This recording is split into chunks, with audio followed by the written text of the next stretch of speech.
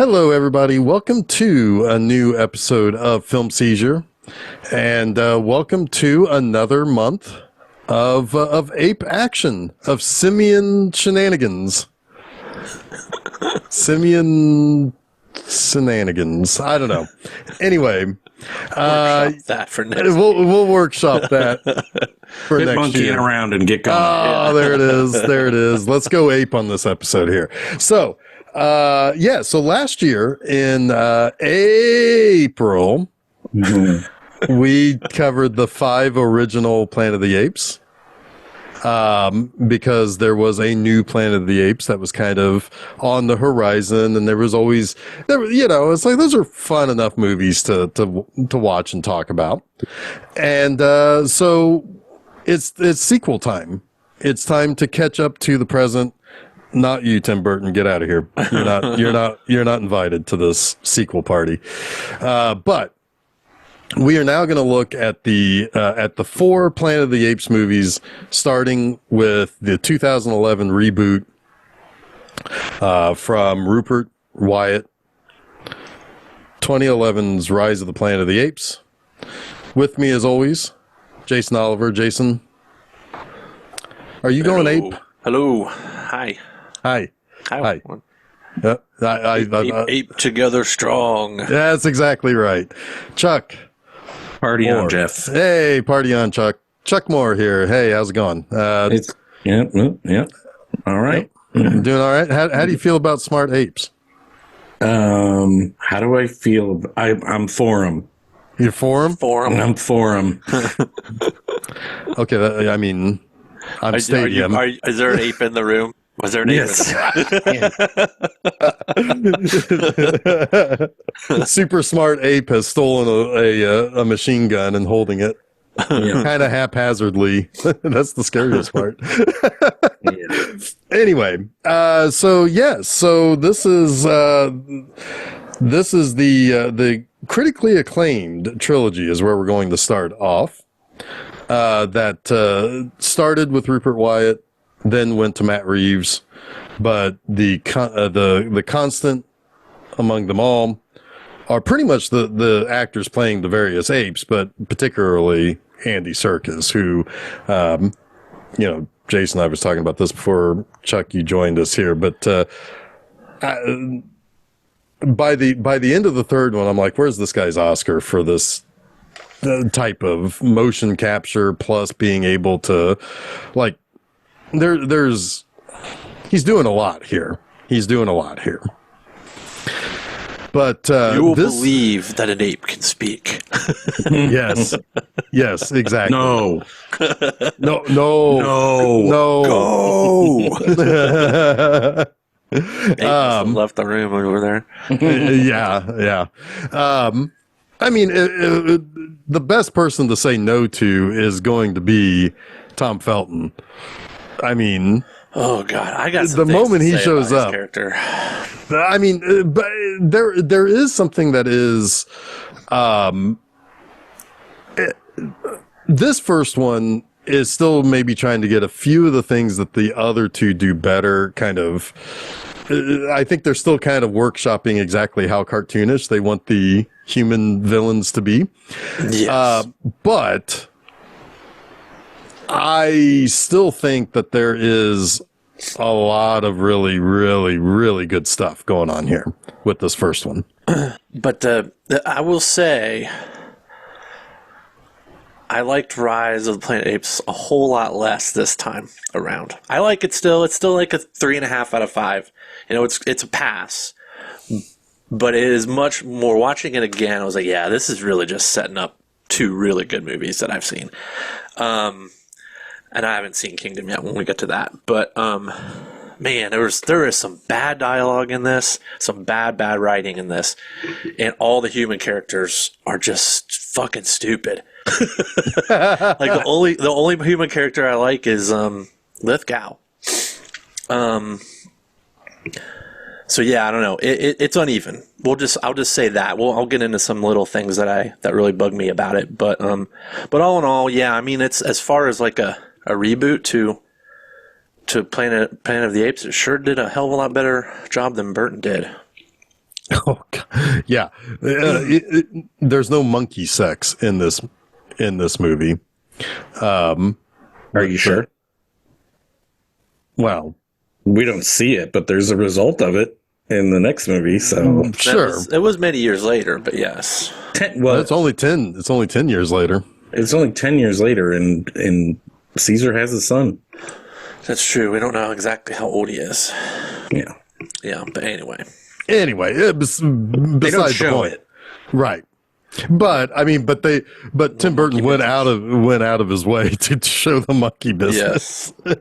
Was that? And that was Lisa Marie Yeah. when she was doing all the weird shit for Tim Burton, and it's like, honey, don't. You can say no. You can not do these movies and be okay. I'm sure.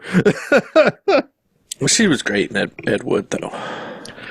Sure, but not great in Mars Attacks. Again, let's kick Mars Attacks while we have an opportunity. Not great in that. Really not great in Planet of the Apes. Nothing about Planet of the Apes is good. Anyway, One thing about this one that I do want to mention positively is that I wasn't sure how, 14 years later, the special effects were going to hold up, like the visual effects, and they hold up really well, I thought. yes. Weta was well ahead of their time with this one. I mean, there's very little, like even with the eyes. Sometimes you worry, about the uncanny valley. But I mean, that was one of the things I think seeing this movie for the first time was I was surprised by. It's like there isn't really that uncanny valley in the eyes, which is, I don't know how the hell they solved that problem, but it's not there in these movies. no, the movement is very natural. It's very it's very smooth and integrates exceptionally well. Mm-hmm. Yeah. But so this is the only one of the 4 this month that I did not see in the theater. I saw it as soon as it hit, like, I think I rented it or something. As soon as it hit like the red box or something, I got it. The other 3 I did go see pretty much on opening weekend. I don't think I saw any of these in the theater. I did not. I know that. But this isn't my first time seeing any of them other than Kingdom. Sure. Yeah. Sure. I mean, Kingdom is obviously just a year old, at this point. So, but one thing we didn't really talk about this last year, or maybe we kind of touched upon this, but when these were coming out, or when this one was coming out, was there any kind of interest for either of you until you actually kind of watched it and basically got into it at that point? Was there, I mean, what was your, was there a for draw? me, it was like, I'll catch this on HBO. That's what it was for me, which same. I'm with Jason. I like this a lot better the first time. And I think the reason for that is that, like, I don't know how to really make this clear, but all the stuff that was emotional that drew me in the first time is like, I already know it and it's not as impactful this time. So the moments where I get teary eyed about Lithgow, or like, it's just not like, it doesn't have sustaining impact for some reason. Some movies do. I'll watch them years later and I'll get emotional about stuff I've seen a bunch of times. This time I was just like, okay, but it's still good. It's still a fun movie, and it does set up the next 2. So Yeah. No, I mean, that's, no, I understand what you're saying there. I think part of that is Rupert Wyatt too. I don't know. He's just, the way he directs people is just, I don't know. He's not very good at it. Well, I think also the focus in this one, it is kind of funny because this movie is, of all of the, of all of the Planet of the Apes movies, this one is very, very clearly focused more on people. There's a lot more people action than there is Planet of the Apes action. right, because they're doing Ground Zero, right? Like, right. none of the other ones do ground zero. So Right. And so I think that there's probably some hurdles that have to be crossed there, because that's where I think we talked about that, where it's like the human characters are so much more cartoonish in this one compared to what we're going to see in weeks to come, where, because the focus shifts away from this movie has to, not only does it have to set up the other two movies, but you have to be totally understanding and accepting of the things that Caesar is going to do in this. yeah, So you got to take wider swings for the human characters, and make them that much more cruel, or that much more idiotic, or that much more like, well, I mean, and I think in some ways it's also taking a shortcut of hubris also.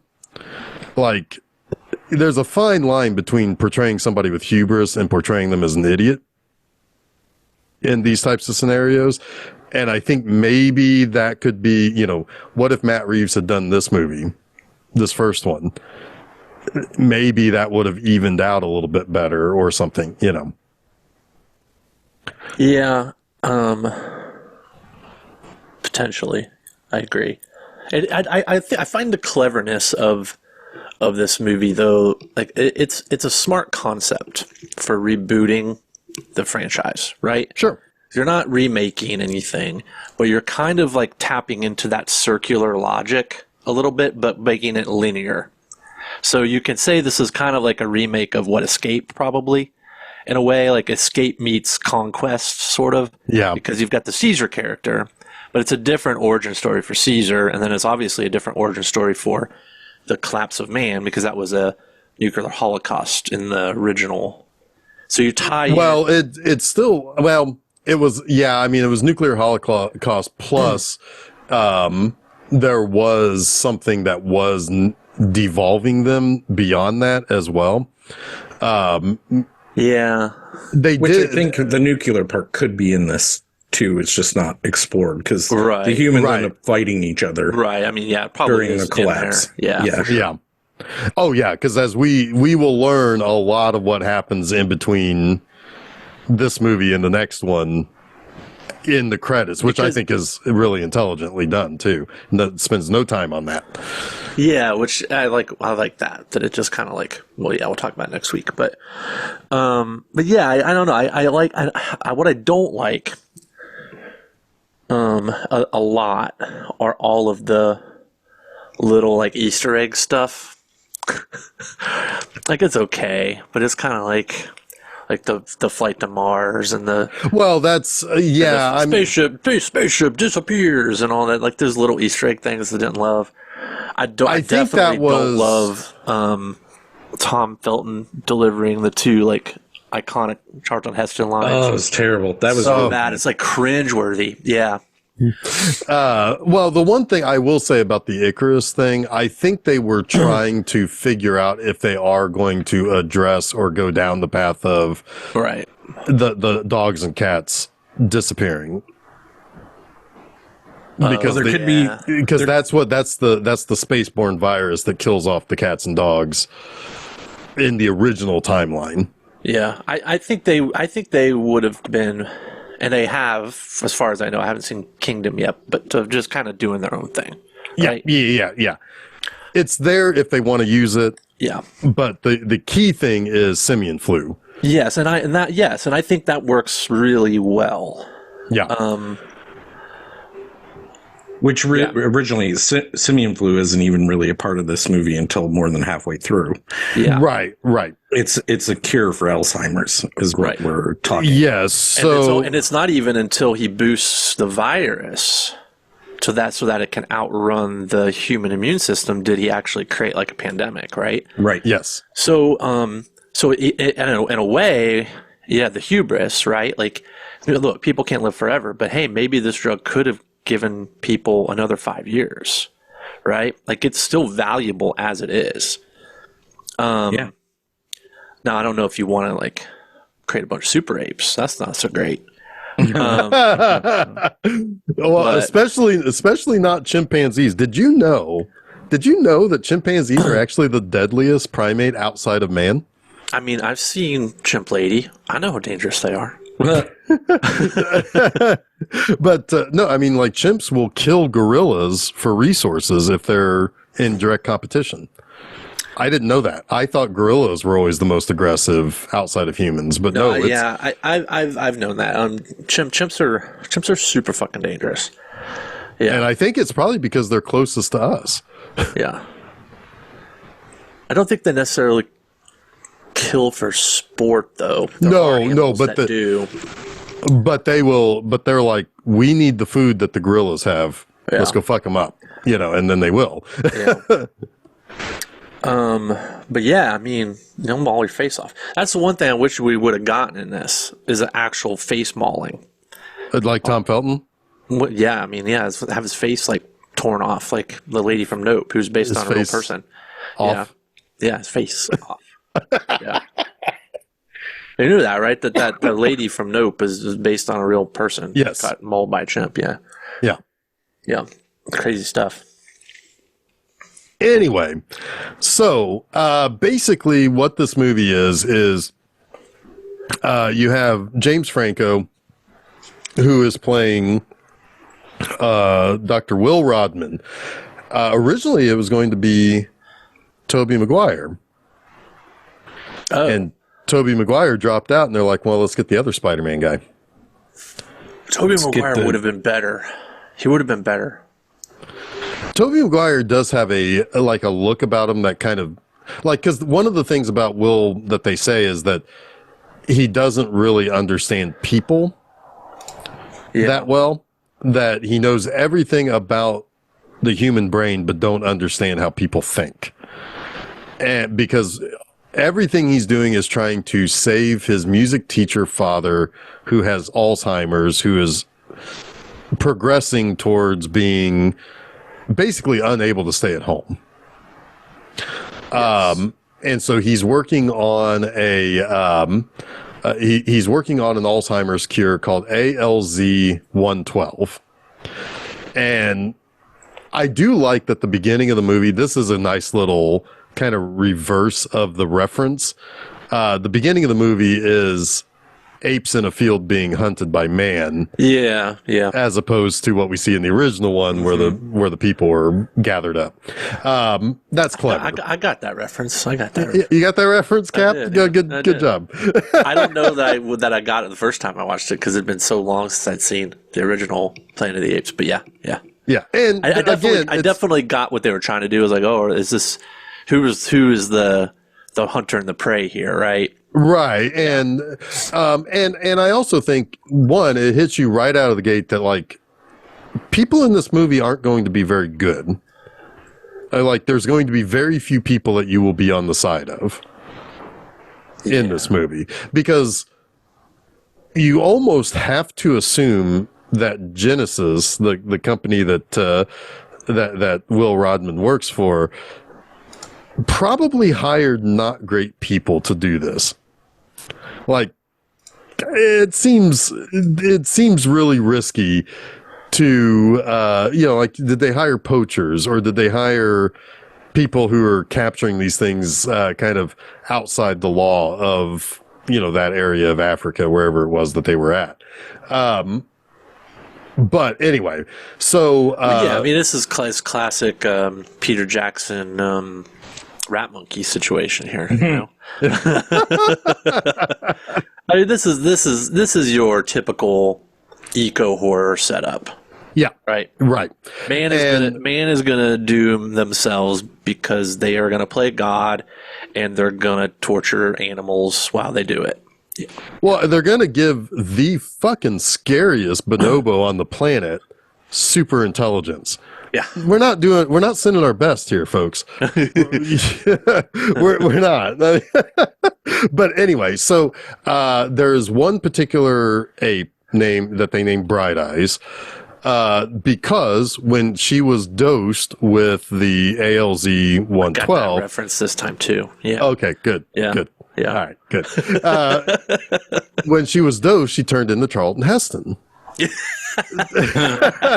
But no, the sign of the increased of the effectiveness of the drug was green flecks in the irises of their eyes.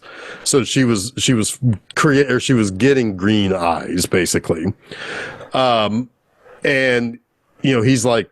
They're testing her being able to do like this thing where she's stacking these little these little round things onto posts. And they feel pretty confident that they can take this to the board to get human trials started.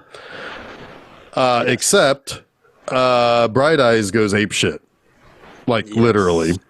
And beats the hell out of like a couple of the lab people, starts running around, busts into the boardroom, and gets shot because at all costs must protect the board.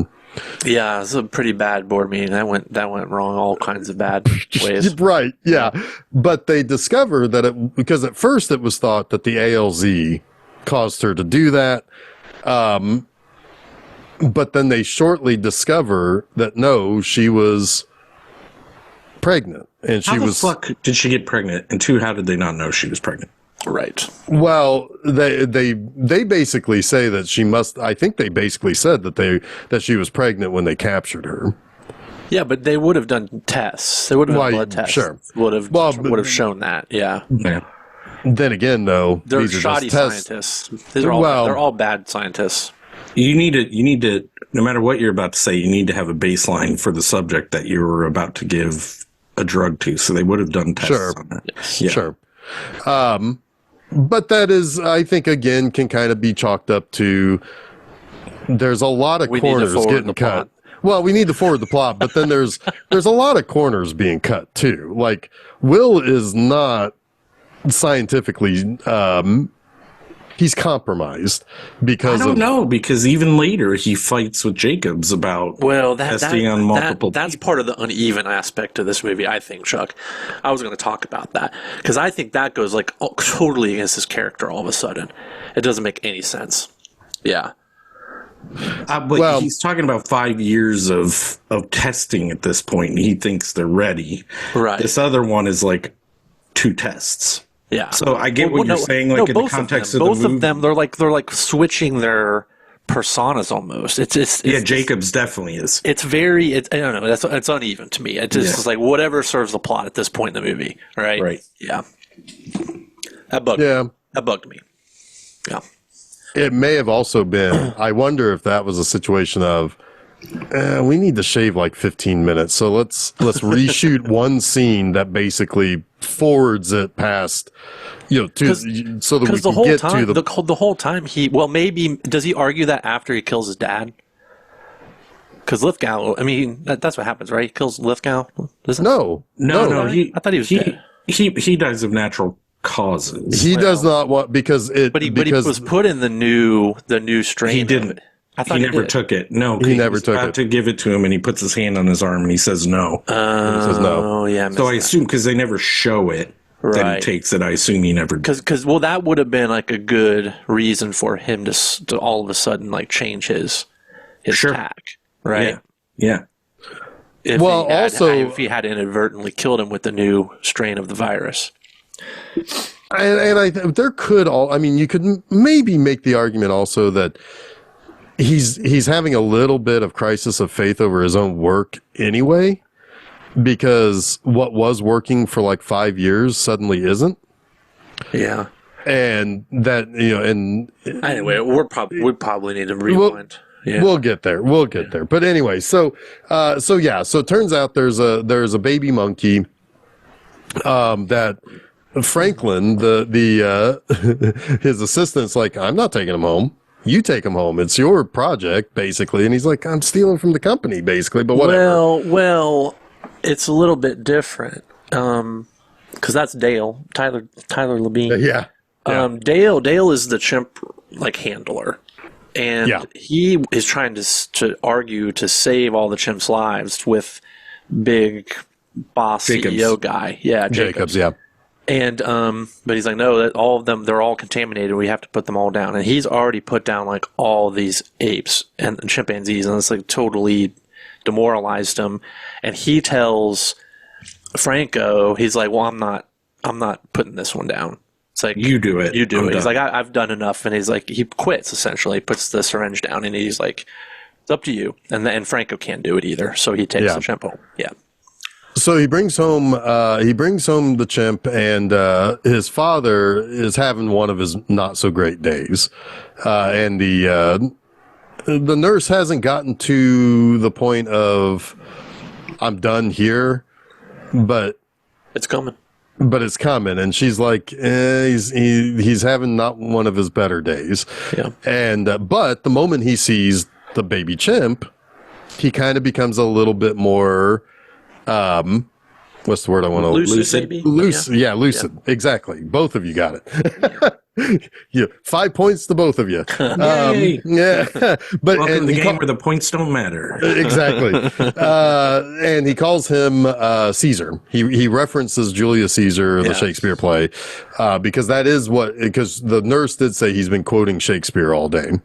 Yes, you get the sense that he was a very intellectual man.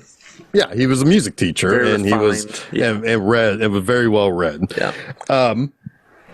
And right away, there's like a little family unit now happening, and Caesar is very, very, very intelligent, and like we kind of get a little bit of a montage of the next year and a half or something like that. 3 years. Where, it starts off like after 1 month, he was able to do this. After 3 months, he was signing 24 words or whatever. And, he's really well integrated into their home basically. And he realizes that ALZ 112 is actually a success here. And he decides one day at work that he's going to take some home. Yeah. And if they're not going to test it on humans, well, what's the worst it's going to be, because his father's getting pretty bad now. Yeah. In fact, the nurse quits because she's like, he can't live like this. He needs to be in a home. Right. And so, in the in-between time, there is the most cartoonish character is the neighbor. The neighbor who gets caught up in all of the worst shit that happens to... What are you doing here? Yeah, so like basically he gets... there's... Caesar's wants to go outside and play with the kids that are like, playing around, and he ends up, kind of getting hurt from. He goes to take a bike from the neighbor's garage so he can jump the ramp that is in the street. He's gonna jump it. And then one of the kids walks out there and sees him in there and screams, and then the dad comes out with, I don't know if he has a shotgun or a fucking broom, whatever the hell. I think it's just a broom, yeah. Yeah, he starts swinging it around at Caesar, and then they come over and rescue him. And I think they've already used a drug on the dad. Yeah, because he woke up in the next morning playing the piano again. Yeah, and it's that same morning, I think, or somewhere around. Yeah, I think it is, yeah. He comes on, he's like, he just wants to play, right? Yeah. But you got this jerk neighbor who's always pissed off about everything. Yeah. He gets what's coming to him, though. Oh, he sure does. This is why I never want to own a house. I don't want to be stuck with a neighbor like that. At apartments, they come and go, Yeah, I don't know. We have more distance between us and the neighbors and houses. I like my neighbors. But anyway, he's got a scrape on him. That he ends up we got to get that taken care of. So I don't know, where do you take a monkey to get help? The zoo. You go to the zoo and you meet an attractive primatologist. That what was that look, Chuck? I just don't like her in this movie. There is one thing that I had an issue with here. with that character, because like a couple of more years pass with the two of them together, and she never finds out where Caesar came from. And she's never seen his kitchen with all the shit that's in there, even though she slept in his bed before. Like, Yeah. Yeah, she doesn't ask very many questions for a doctor. Yeah. no. Well, I guess, when you're getting wooed by James Franco, Yeah. you better hop to, or I don't know. Anyway, Just kind of bad storytelling a little bit. yeah, I mean, This is again, when I it's, talk about the script. This is a very wonky script. yeah, it feels. What it kind of feels like. It feels like one more rewrite would have made this a phenomenal movie instead of a pretty good movie. Or a director that would have been like, this part doesn't make sense. Yeah. Yeah, Yeah. it's like we need to need. fix this. Can we get the writers together and can we fix this? Yeah, exactly. Yeah. Yeah. Yeah. So anyway, so basically, Caesar plays matchmaker. One might say he's king matchmaker then in that case. Yep. And he's like, you should ask her out. It's like, hey, why don't they? That's a really cute scene. Yeah, it is a good little meet cute. Yeah. Yeah. And it does If you're going show to have a that, super intelligent monkey, you might as well use it. man, I'll tell you, if I had a super intelligent monkey, I'm going out and getting dates. Yeah. Might as well use it to get a date. Exactly. Yeah, exactly. I have a super intelligent monkey in the room with me right now. You getting any dates, Chuck? Not yet. He's just glowering at him right now, or just off screen. All of this, every now and then, he kind of like acts like a fool just to trick up. Yeah. He takes my beer. He acts like a fool. Takes my beer. And then all of a sudden we see, and then all of a sudden we see the can fly in and hit Chuck in the head, and he's Along with knocked some out. poop. That's the brand new old Northwestern when you Yep. when you get hit. As with a that. parent, I would assume Chuck has had poop flung at him before. Once probably, yeah. Probably, I would remember that. A lot of things happened over the last 18 years. So Fair enough. Anyway, so yeah, so they get together, but meanwhile, the whole time, Will has been working on the revised ALZ 112, Right, which I because think as is the one that Jason- becomes 113. because as Jason mentioned, the father starts to degrade again because his immune system has figured out this virus. Right. Because I don't know how many cures or viruses. That's an interesting kind of thing. Like, I know like flu shots or whatever will sometimes have some of the Dead virus in it. virus in them, but this is like a created virus that cures something, which is, I don't know. But anyway. Well, I mean, technically, an injectable cure could be seen as a foreign body. Sure. So, yeah. Yeah. I mean, Well, I think we're all a little bit more expert on vaccines and pandemics now than when this oh my movie god, the came next out. movie, I'm like, didn't I just live this? They really need to get that. They really need to get that 76 station open so they can get some fucking toilet paper. Yeah.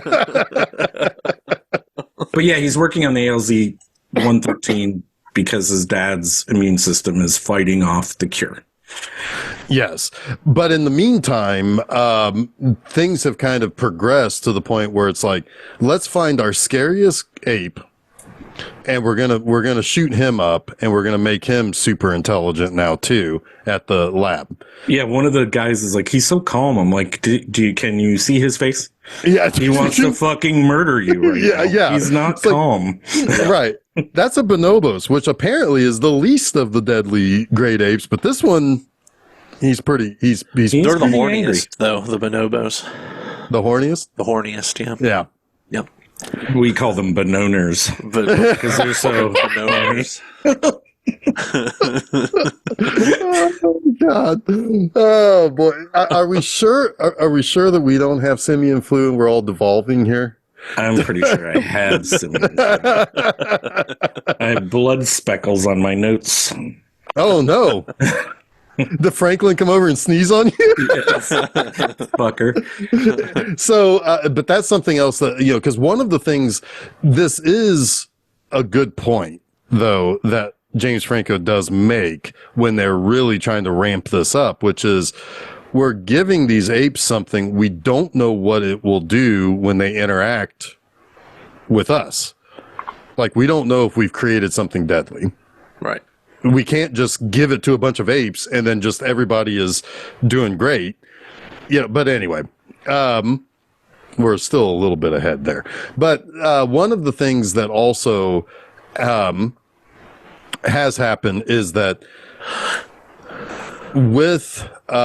because as Will says, that his father's condition is going to come back with a vengeance, and it starts happening very quickly. Like, he notices one morning he's trying to cut his eggs with the wrong side of the knife. Mm-hmm. And Caesar is the one who actually fixes that. Corrects him on it. And that was right after Caesar learned, after Caesar accompanies Will with the doctor lady on a date to the redwoods, where he gets to climb some trees. He gets to be a monkey. And what? I'll wait for Chuck to come back for my. This is sarcasm. My favorite line in this movie. Oh, okay. So anyway, but this is when he begins to realize he's not in a normal situation, which I do kind of like that moment where, they're coming in with the dog. The people are like, "Oh my God, is that a chimp?" And he asks, "Am I just a pet?" Basically, because he's not. He knows the dog in a collar, and he's wearing a collar. He's not a person. He knows he's something different. Yeah. He doesn't understand his role in Will's life, which I do think is some of the better stuff in there when it comes to like some of this kind of familial relationships that's going on there. That is some of the better stuff in the movie, because, I mean, this is also showing that not only is Caesar maturing, but he is really intelligent to have to understand that he is not. He's something in between a kid and a dog. He doesn't know what. So this is where the doctor, the veterinarian lady, finds out too, and she's like, wants to know all of it. Well, she should have figured all this out beforehand. She knows where this guy works, and she knows that this ape is not normal. But my favorite line in the movie, Chuck, is when they're talking about how Caesar needs to get outside and play. Yeah. And like he's talking to a child, he says to his girlfriend, "I know a place right across the bridge. It's perfect. The redwoods. It's like paradise." It's like, yeah, I'm pretty sure this lady knows what the fucking redwoods are. Maybe she's new to town. Yeah, she didn't know Caesar's super smart. Oh my God. I mean, she knew he was pretty smart. It's just one of those stupid lines for the audience that infantilizes the audience too, because yes, we all know what the redwoods are. Yeah, we've heard of Muir Forest before. Yeah. I'm pretty sure. Oh, it just drove me crazy, that line. I was like, oh my God, what a stupid fucking line. Yeah. You could have easily just like, oh, we should just take them to the redwoods, and then you go and you see them walking in the Muir Woods. Everyone would have got it. Everyone would have got it. You could have. But is this across the river? I'm not sure. It's right across the bridge, Chuck. It's perfect. He could have said, "Here's the rewrite. Here's the small little rewrite, right? Like I know a place. It's like paradise. Smash cut to a sign that says "Welcome to the Redwood Forest." Sure. That gets it across to the audience that, oh yeah, the redwoods are over there. Yeah. Perfect. It's paradise to a monkey. Maybe what they were really struggling with, was the proximity. Maybe. But I don't know. Does it really matter how far they had to drive to get to it? Like, really, it doesn't matter. No, it really doesn't.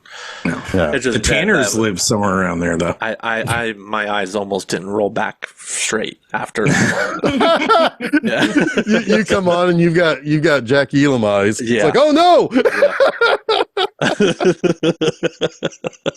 But anyway, we were talking about Chuck. How now Caesar knows that his mom is dead, and he was kind of sort of created in a lab. Yeah. Yeah. And that impacts him a lot. Yeah. Yeah. But not to the point where he's given up on the family or anything, because now I think this is a point where Grandpa is really going downhill. Yeah. And one morning after this, he decides to go for a ride, which we know he doesn't drive anymore because he has Alzheimer's.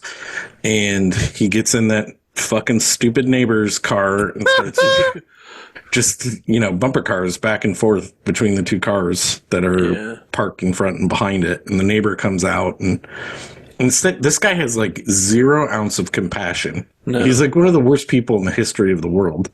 Probably. Yes. I'm surprised he doesn't work for Brian Cox. I mean it's your neighbor. God, I know, right? Yeah, it's your neighbor. You probably know he has Alzheimer's. You probably know this. But apparently he doesn't care. He's gonna give a shit. He's like, get the fuck out of my car now. How am I gonna get to work? Now I'm gonna kill you. And then Caesar's like, not having the fuck you will.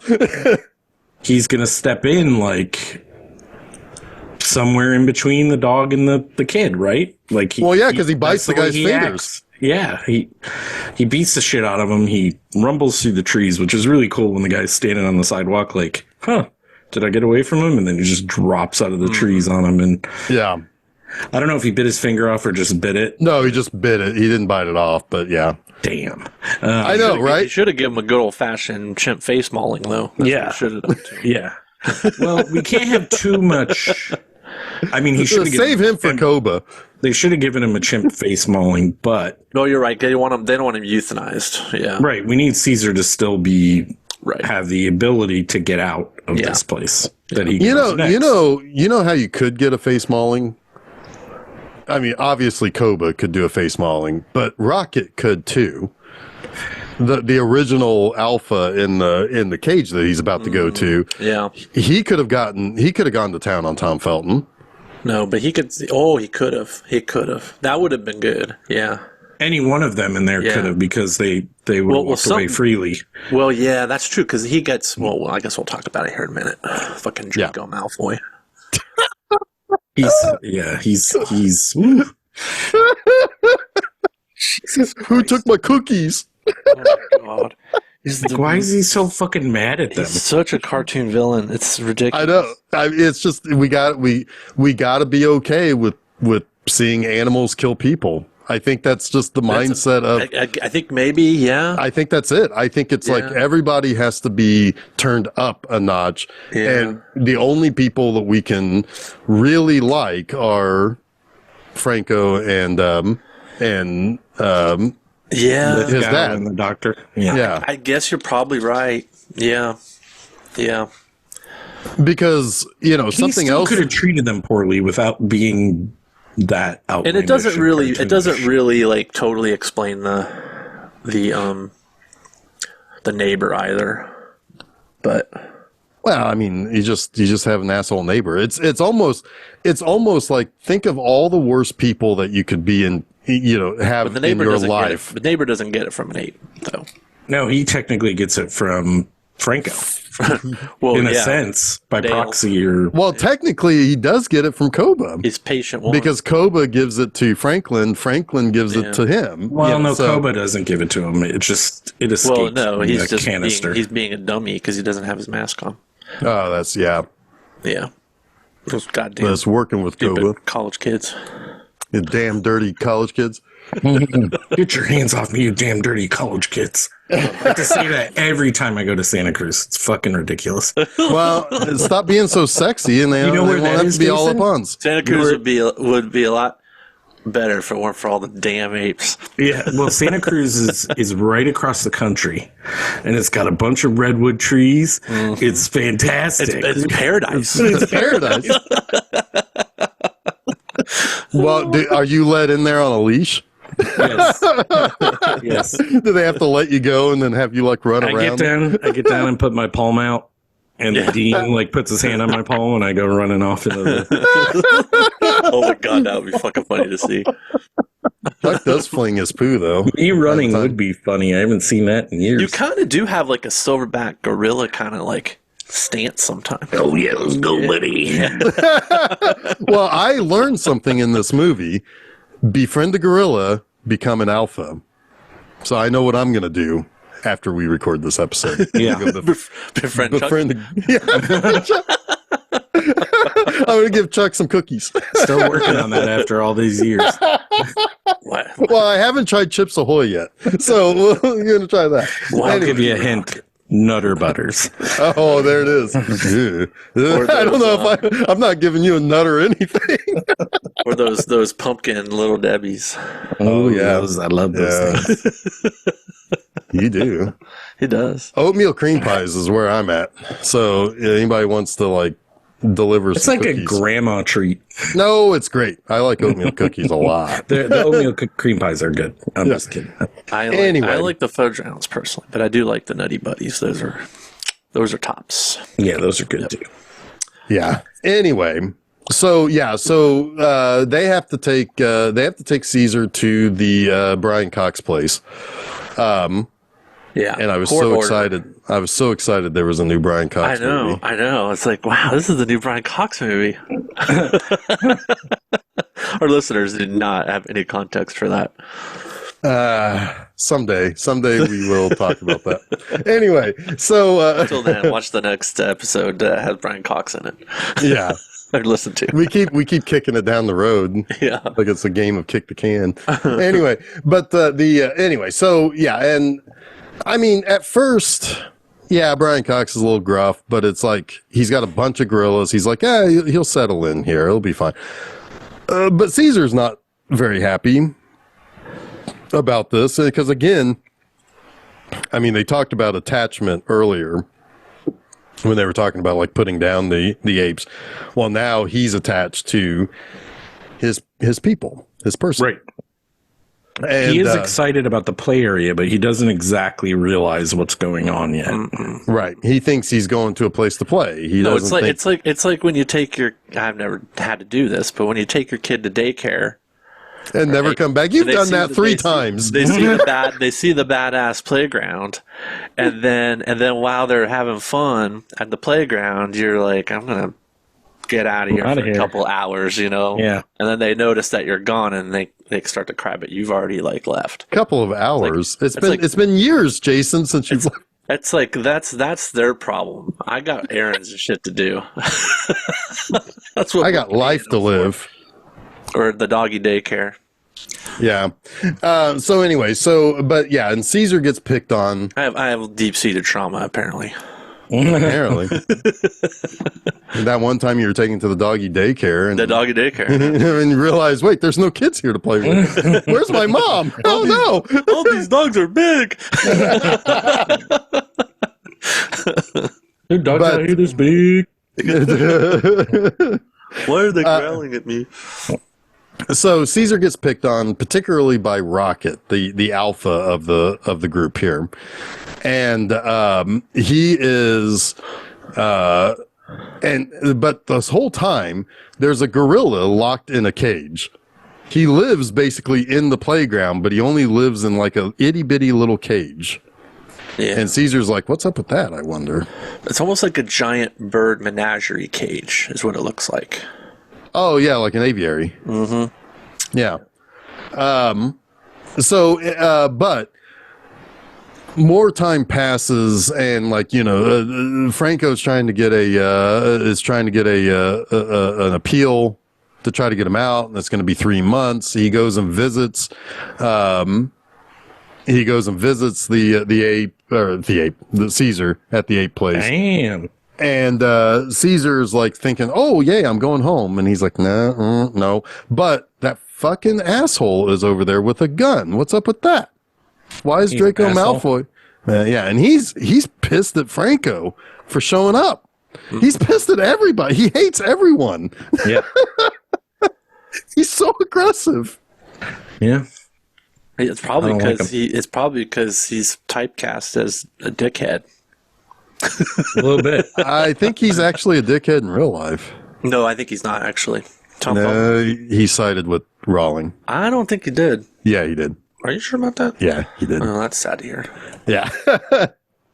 In fact, he's going to be on the new show, I think. Like that's all he can do Did is that just happen? Oh, that just happened. Anyway, but yeah, but he's like aggressive, and he's probably aggressive because Rocket picked on him.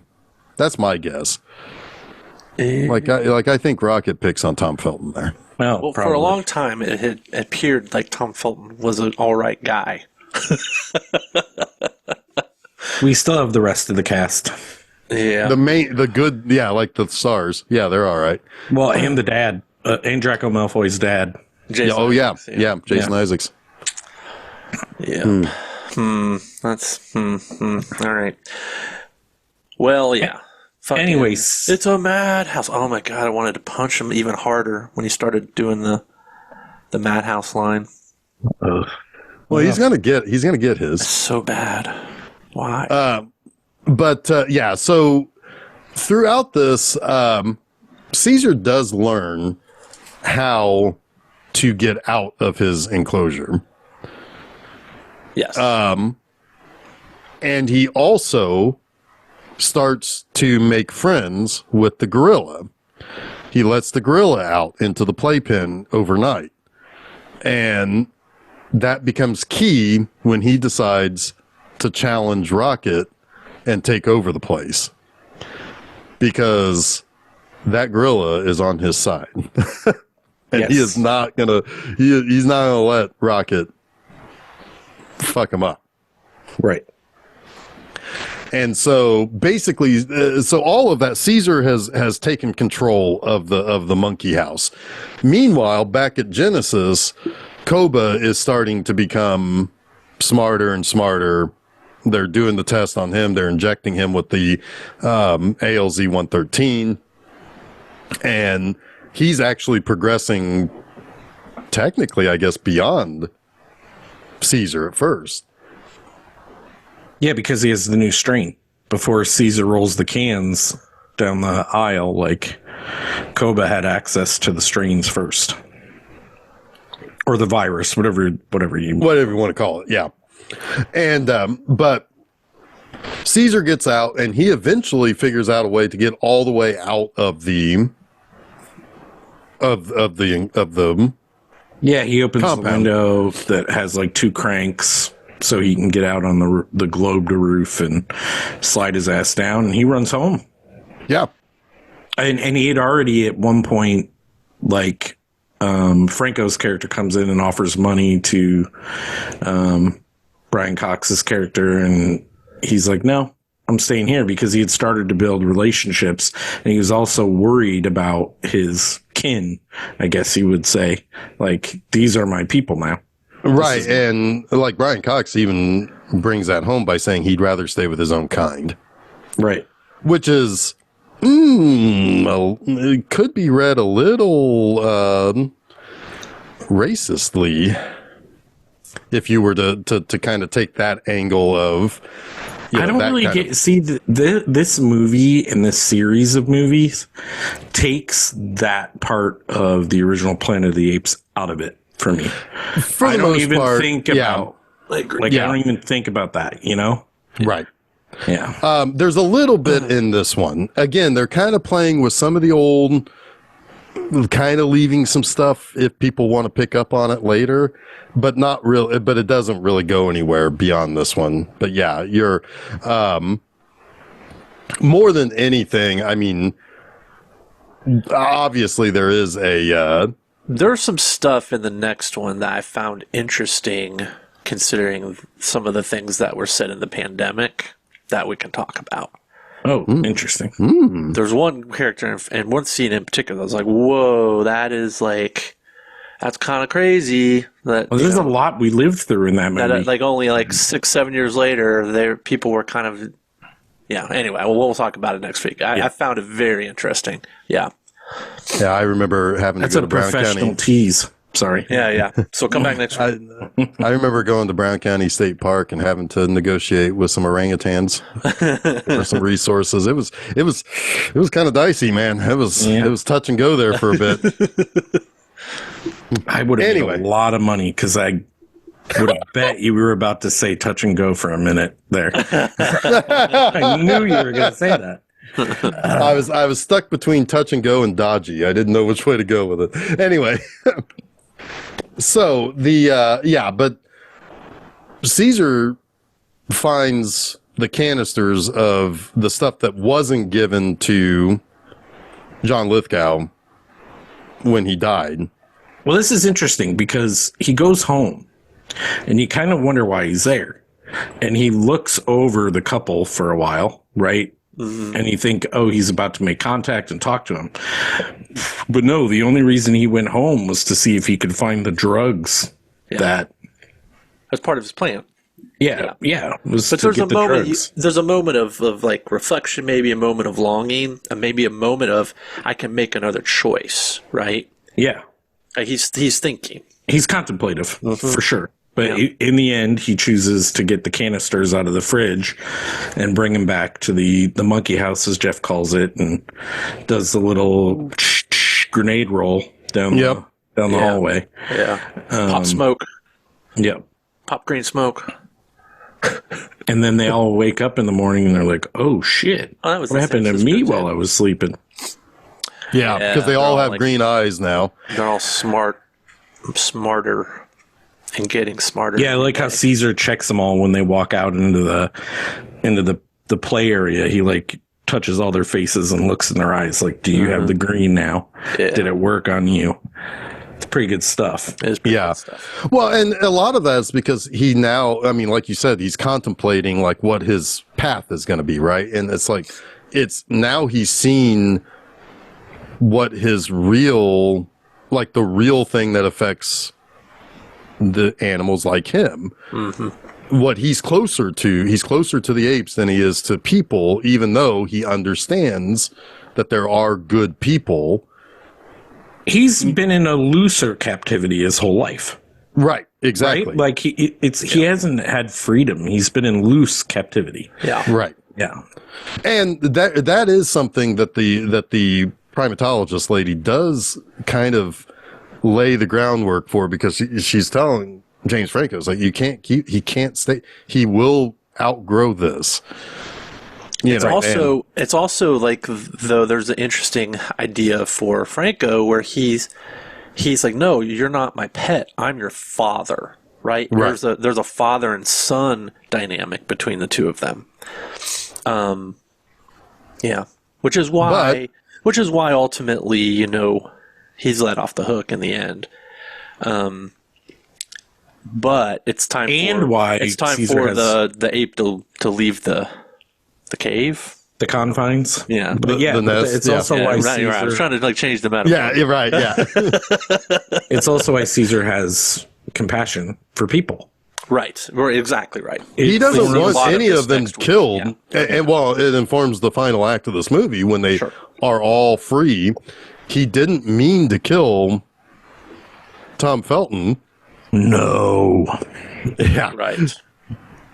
But he, so let's go ahead, guys. Talk about the big moment here, because this is, it's the second, like, just leave it out of the movie. He's like, get your dirty paws off me, you damn dirty ape, to, is it to Rocket? He says that?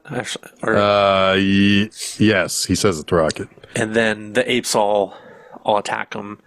And, but apparently that doesn't kill him, because he comes back. And Caesar says no. He stops them. Oh, that's right. Caesar says no, and he stops them. But then he comes back with the lightning rod, the like shock rod that he's like so enamored with. Cattle prod or whatever it is. They spray him with. Who was it that actually sprayed? It's Caesar who sprayed him with the hose, right? Yes, because he had done it to Caesar earlier in the movie, and he was going to return the favor, but didn't realize. Does he know that's going to kill him? Do you think? No. I don't think so. I don't think so either. Yeah, I don't think so. Because everything he does after this is to make sure that people aren't killed. Yeah. Like he manages his own apes, to basically like, no deaths. But a lot of people get killed. in Oh, his I'm final sure. scene. Like on that Yes. bridge, a lot of people get killed. Well, I mean, he lets Koba kill the one dude. Yeah, and a lot of cops get like thrown over the edge of the Golden Gate Bridge, and you don't. I think okay, so in the Well, most people in don't the know circumstances, that, though. I mean, in the they're not getting their face ripped off, is what I'm in saying. the circumstances True, they're where not. you can say with all but one, probably, it's self-defense. Yeah, well, of course. Oh, absolutely, it is. I mean, this is I think this is like a Caesar's not advocating for murder for the sake of murder, but he would defend himself. All they're trying to do is get to paradise. Yeah, Place which is right across the river. bridge. And they're literally on the bridge right now. I would like somebody to do a super cut of this final scene of them trying to get to paradise, but have sailing playing over it. Yeah, Like, yeah, I'm down with that. I just it's wish not there that far. could have been like even just another extra beat where she's like, "Yeah, I know what the redwoods are." For sure. Like, what do you think? I'm an idiot? I'm a fucking doctor. I went to school for 14 years to become a It's like doctor. the ultimate, I studied mansplaining bridges. moment. I don't know if you've heard of this place called the Redwoods. What? It's You look vaguely like you're not from around here. Oh, damn. That's the little racism he Right? says in this movie. Well, I mean, Brian Cox would have said that too. Right? Oh, sure. He's like, you're probably an immigrant. Yeah. Yeah. It's your fault that Simian flu is going to get out. You're on a visa, aren't you? Oh boy. Wonder how many apes are down in El Salvador. in this movie's universe, If they're these super apes, they're running the place. Oh, don't go there. It's their base. We are off the rails. Let's bring it back. Let's bring it back. Right. So Meanwhile, well, we didn't really. I mean, like, yeah. So, like, Franklin obviously is also sick. He's been sneezing blood onto his clipboard. He's trying to tell Will, it's like, hey, ALZ 113 is no bueno. We got no good. And so, but he can't find him. But he finds the neighbor. And just sneezes a big old bloody glop onto him, right onto his face. The most gratifying moment of the movie, because you know he's gonna fucking die. Slow too. Yeah, it's gonna be die, real but he's also painful. gonna spread it to the world. He's gonna die, and he's probably gonna shit out of every orifice in his body. It's gonna be great. Yeah, because he's a pilot, right? Yeah. Yes, he's a pilot. Yeah. So see, there are some really kind of good little seeds to follow there, right? Like there are some good things to think. It's like, oh yeah, if we know that he's a pilot, this is bad. It's real bad if he's infected. But anyway, That's the little like post-credit sequence. Yeah. sure. It's like a mid-credit sequence, I think, is him. You find out he's a pilot, and him going to the airport, and yeah. Well, he does say to John Lithgow, it's like, how am I supposed to? I'm supposed to fly out today, or something like that. Yeah. Yeah. But anyway, so he so basically that guy Franklin ends up dead, and like they try to call like the lead guy, what was his name? Jacobs, and it's like, hey, Jacobs is or Jacobs like, where's Franklin? What's going on? And it's like, well, didn't you hear he's dead? And he's like, oh well. Shit. And apparently, Will has not been at work for like months, maybe. He works at home. Yeah, I guess. That's what he says. He says, I do a lot of my work at home now. At some point, he said that. Yeah. Did he say that to his? Is he saying that about his girlfriend? I don't know what the fuck he's talking about. So I don't even know where we are in the movie anymore. We're on the bridge. We're on the bridge. So basically, you've got a dual like Star Wars like ending here. You've got action on the bridge of the apes getting free, and you've got the virus is now set free, basically. Yes, and all the apes, like, just to come back a little bit. The apes went to Genesis and released all those apes too. Yeah. So these are all the apes that are now on the bridge trying to get to Muir Woods because it's a place that Caesar knows is paradise. Yes. And Caesar's like, so the humans have a behind push, right, of men on horses. Then on the other end of the bridge, they have Men just a with bunch guns. of officers with guns leaning over cars. Caesar realizes this, and he sends half of all the chimps on the bridge and all the Chimps and orangutans. bonobos up to the up through the rafters and the orangutans in the bottom structure. And gorillas too, I think. Gorillas too, yes. Even though there's only like one or two gorillas. Maybe There's a just few one gorillas at this point. Yeah. Well, they also free them all at the zoo too. Yes, So they do. yeah, so they freed them from the zoo and from Genesis. Yeah. And And Jacobs is like, shoot the leader. Like, Yeah. Brilliant. Brilliant. But That one. But Jacobs is kind of in charge of the cops a little bit too, because the Chips shows up and they pick him up, and he's like, "I know who to find." And it's like, well, you gotta push the button on the fucking thing, you idiot. He's like, okay, I know who to find. Shoot the leader. And yeah, and so basically, he's kind of in charge of man on helicopter with gun. yes, he's the expert that gets to go along for the ride, right? Kind of thing. Sure, Yeah. he's the Steven He Seagal. knows what's up. He's the Steven Seagal who gets to go for the ride and feel important. Yeah. Yes. He only feels important for a little bit, though. Oh, he's gonna feel real wet and Yeah. probably traumatic head wound in a short probably bit. dead.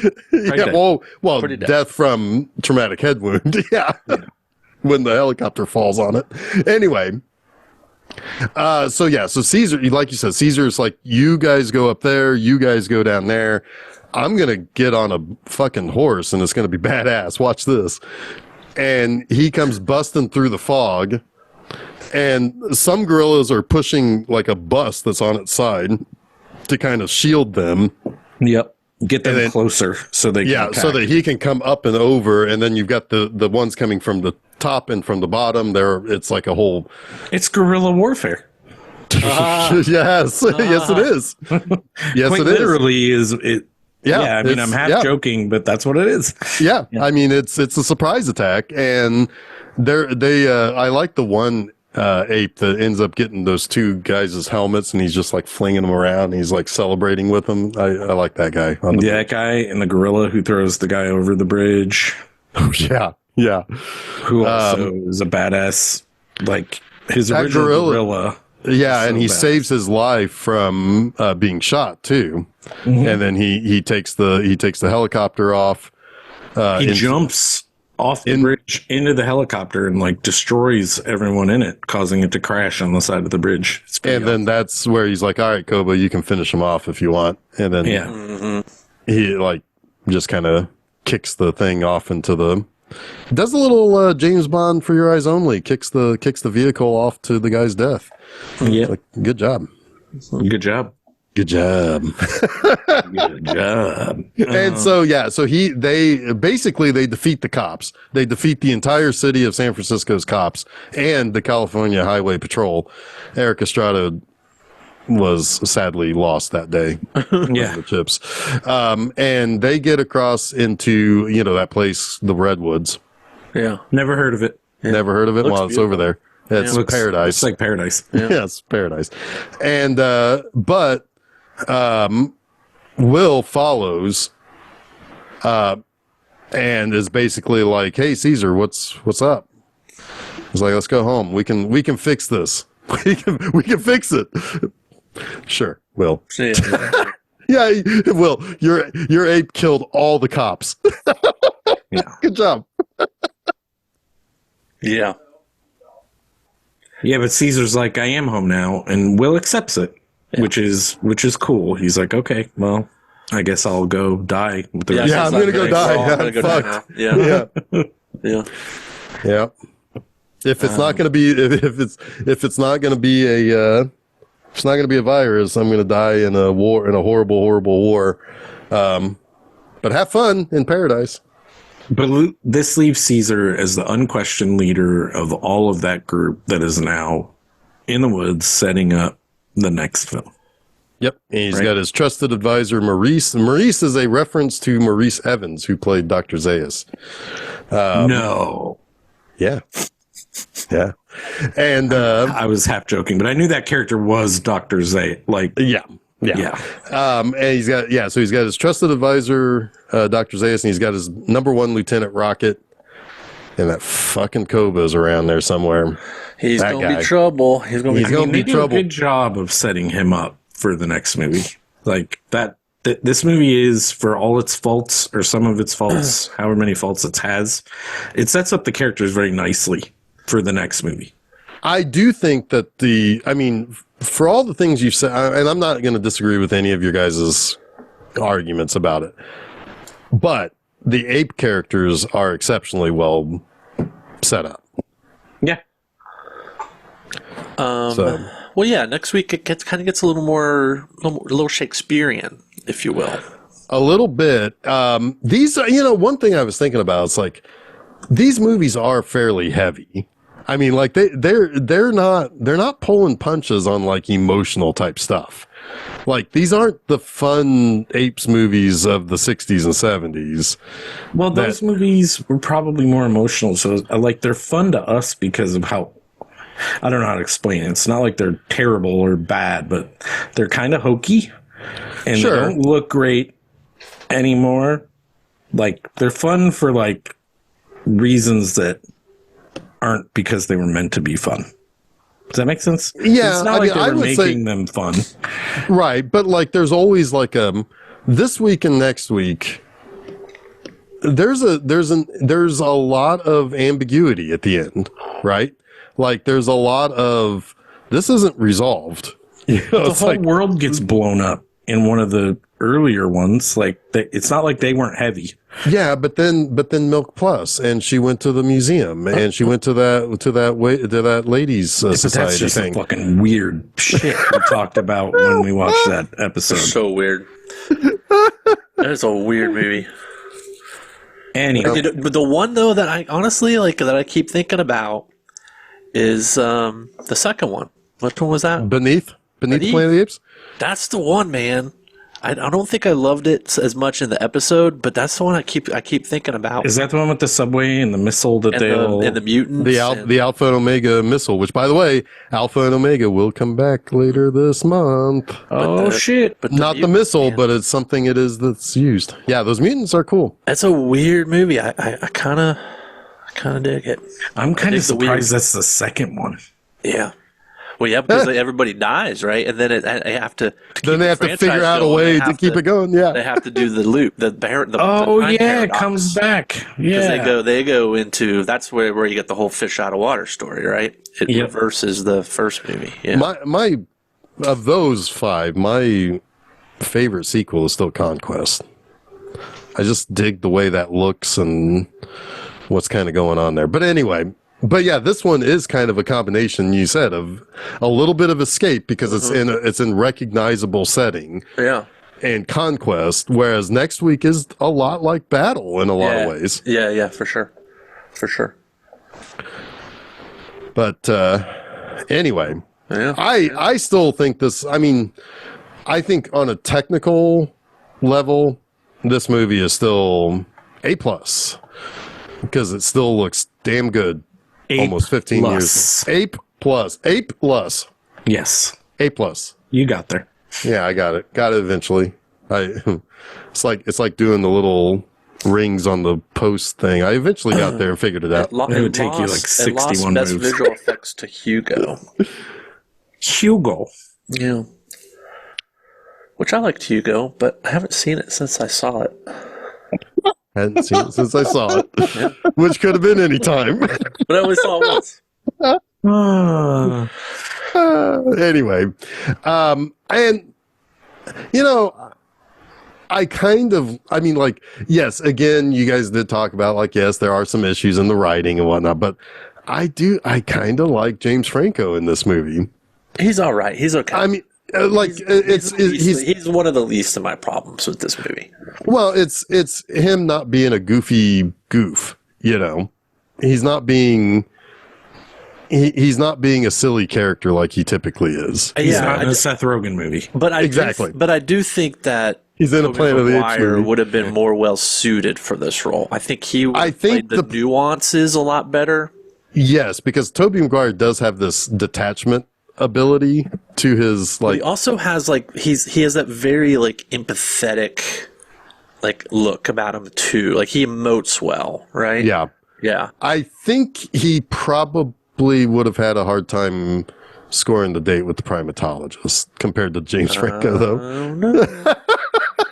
I mean, I don't know. I mean, Caesar's helped him out. Toby got game. Yeah, well, Caesar's got game. Caesar's apparently already knocked up a lady. Yep. He'd be like, well, Cornelia. Spider-Man, so, you know. That is true. Like, I mean, Kirsten Dunst, man. But should we maybe let's should we look next forward? week? Yeah, let's Yeah. look forward to next week. So next week is Julius Caesar. No, kidding. It's another ape movie. Dawn of the Planet of the Apes. That's the one last thing I was going to say. Julius Hamlet? Julius Julius Caesar Hamlet, man. I do like that that these three movies, the first three, technically you can assign their titles to a different movie.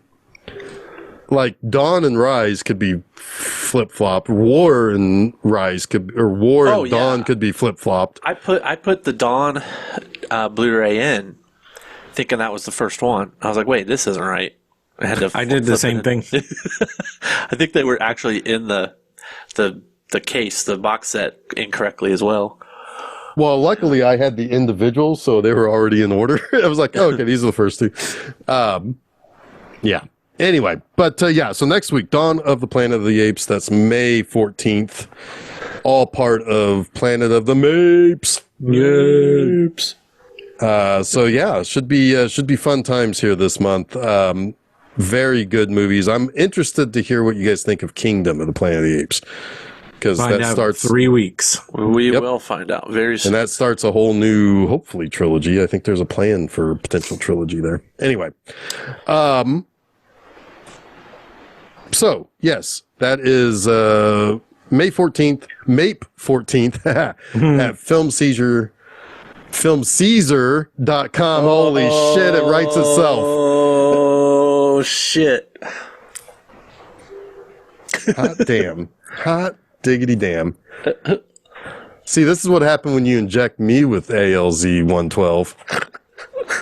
If I was Kobe, I'd shoot you right now. Fair enough. Fair. That's totally fair. I would. But you don't get any of those pumpkin treats from me. Bonobo, I don't. Oh. There it is. There it is. Ape humor, folks. Ape humor. Apes together strong, Chuck. We did it. Anyway. Yep. So, so go to filmseizure.com. That's where you can find all the places where you can follow us, where you can listen to all of our episodes, where you can subscribe to the podcast, the various podcast sites. This upcoming Monday at on my episodes of Monster Mondays, also at filmseizure.com. I have Friday the 13th, part 6, Jason Lives. Oh, as yeah. part of my month. I do. You do live. You do live. But this is all part of the month of monster flicks that are sequels that change the direction or change the series forever after. So Zombie Jason is this entry. This upcoming Friday at my website, bmovieanima.com, I have a review that you can read of Queen Crab. That's some Brett Piper action. Oh. Yeah, we watch Brett Piper movies, Chuck.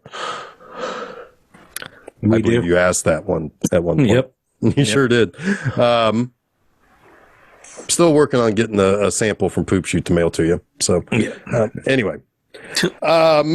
Yeah, so until next week when we go from the rise to the dawn, which seems slightly out of order. Normally the dawn begins the rise. Dawn begins the rise, yeah. Anyway, whatever. Doesn't fucking matter. I am Chef Arbuckle. I am Checkmore. I am Jason Oliver, and you have been listening to Film Seizure. Caesar. Caesar. Caesar Caesar. blew it.